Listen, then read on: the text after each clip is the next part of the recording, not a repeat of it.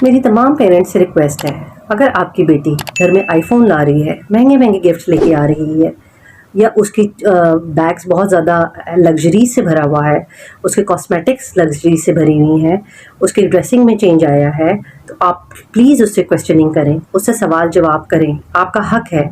जब तक आप उसको किसी के साथ बयान नहीं देते, आपका हक है। आजकल हम सो कॉल्ड मॉडर्न होने के चक्कर में अपनों बच्चों से बास परस करना छोड़ चुके हैं, और बच्चे भी इतना ज़्यादा माइंड करते हैं अगर उनसे क्वेश्चनिंग की जाए, जबकि ये पेरेंट्स का हक है।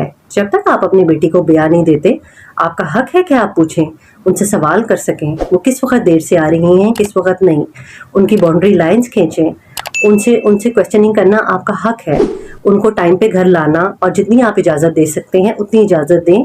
आप एक उनकी टाइम लाइन बांधें कि आपने इतने बजे घर आना है, और ये आपकी इस वक्त आपकी टाइम ख़त्म हो चुका है। लेकिन आजकल पेरेंट्स बिल्कुल तवज्जो नहीं देते, और बच्चियां भी इस चीज़ का बहुत फ़ायदा उठा रही हैं। आपका फ़र्ज़ बनता है कि आप पूछें कि तुम्हारे पास इतने महंगे गिफ्ट्स कहाँ से आ रहे हैं। उस वक्त तो पेरेंट्स आंखें बंद करके अंधे बन जाते हैं।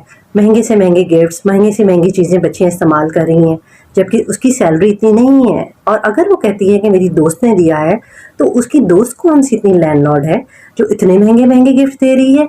इस चीज़ों पे नज़र रखना पेरेंट्स का काम है। ये मैं सब माँ बाप को ब्लेम करती हूँ कि अगर आपकी बेटी के साथ कुछ बुरा होता है, या माशरे में कुछ भी गलत लड़की के साथ होता है, तो कहीं ना कहीं पकड़ माँ बाप की भी होती है, क्योंकि माँ बाप ने नज़र नहीं रखी हुई होती।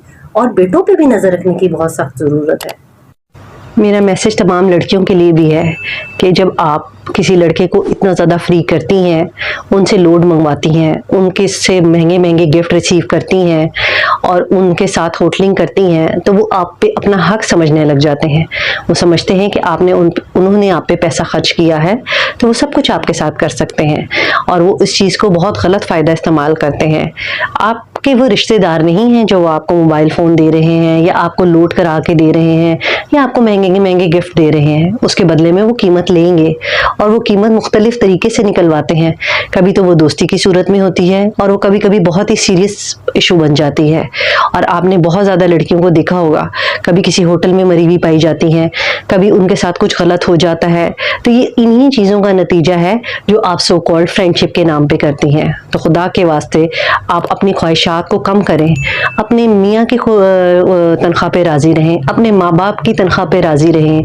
जितनी ख्वाहिशें आपकी पूरी हो रही हैं उसी पे ही इक़नात करें। अपना कमाएं, अपना खाएं, लेकिन दूसरों के बलबूतों पे अपनी ख्वाहिशात पूरी मत करें, क्योंकि जो दूसरा पैसा खर्च कर रहा है वो किसी का भाई है, किसी का बाप है, किसी का मियाँ है, और पता नहीं वो किसका हक आपको दे रहा है, और उसके बदले में वो